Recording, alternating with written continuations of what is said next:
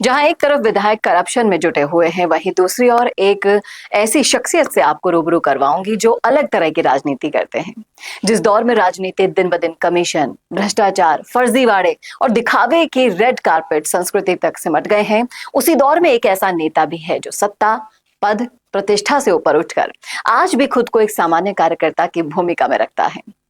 जी हाँ, ये कहानी है 7 बार के विधायक, पूर्व नेता प्रतिपक्ष और वर्तमान में जनसेवा को ही अपनी राजनीति मानने वाले राजेंद्र राठौड़ की।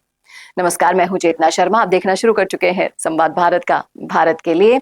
तो देखिए, आप सुबह के ठीक 5 बजे जब सब सो रहे होते हैं, तब जन सुनवाई की चौखट पर गांव से आए हुए लोग आपको बैठे हुए दिखाई दे रहे हैं। वो लोग जो भोर से पहले ही उठ जाते हैं, अपने पशुओं की दुहाई छोड़कर, कागजात संभाल कर एक उम्मीद लेकर आते हैं कि आज तो नेताजी हमको सुन ही लेंगे। एक पल ठहर कर सोचिएगा, उन आंखों में कितना गहरा विश्वास होता होगा जो इतनी सुबह इतनी आस्था के साथ अपने नेता के सामने खड़ी होती है। ऐसे ही है किरोड़ी लाल मीणा भी, और यही विश्वास किसी विज्ञापन से नहीं है, सालों की निरंतर सेवा से जन्म लेता है साहब। ये वो विश्वास है जो बार बार भरोसे में बदलता है। यूं ही नहीं कोई 7 बार नहीं जीत जाता।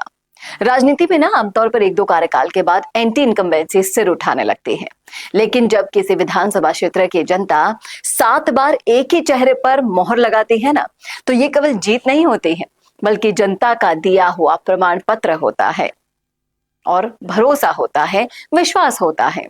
और राजेंद्र राठौड़ और किरोड़ी लाल मीणा उन्हीं नेताओं में से एक हैं जो अब शिखर तक पहुंच चुके हैं।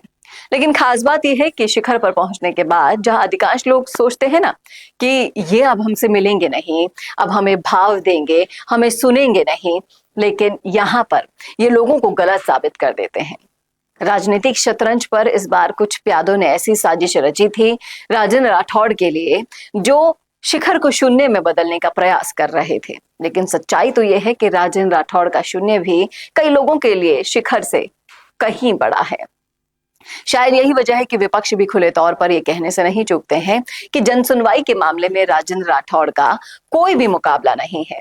और जिस तरह से सरकार को 2 साल हो गया है, तो उपलब्धि के साथ साथ वो लगातार ये काम कर रहे हैं। ये प्रशंसा ही विरोधी अगर कर दें तो उसकी विश्वसनीयता अपने आप बढ़ जाती है। तो लगातार अपनी एक निरंतर यात्रा उन्होंने चला रखी है, जनसुनवाई से लेकर जनसंपर्क तक।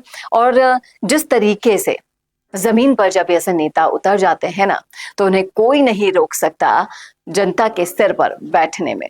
वाकई में देखना दिलचस्प होगा कि राजेंद्र राठौड़ जितने याद किए जाते हैं, आज वो विधानसभा में होते तो कौन सी आवाजें, कैसी आवाजें उठाते वो जनता के लिए, और उनकी जो मौजूदगी का एहसास कर लेने भर से ही ताकत आ जाती है लोगों में। वो फिर से सुनाई देगी या नहीं, ये तो देखने वाली बात होगी। आप क्या सोचते हैं इस मुद्दे पर? रखिएगा राय कमेंट बॉक्स में।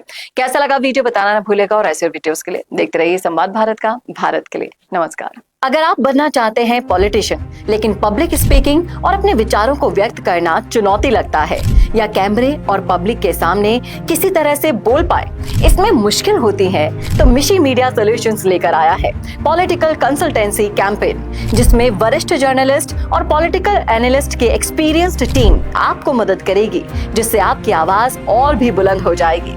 इसमें हम आपके गोल को पूरी तरह से टारगेट करेंगे कि किस तरह से आपको पार्टी पहचाने, आपको उस क्षेत्र के लिए चुने, कैसे सर्वेज में आपका नाम आए, कैसे लोगों के बीच में आपका माहौल बने। ना सिर्फ कंसल्टेंसी हम आपको देंगे, बल्कि आपको सारे रास्ते दिखाएंगे और बताएंगे भी, जिससे आप भारत की राजनीति में अच्छे पॉलिटिशियन बनके समाज का सुधार कर सके। तो अभी कॉन्टैक्ट कीजिए स्क्रीन पर दिए गए नंबर पर।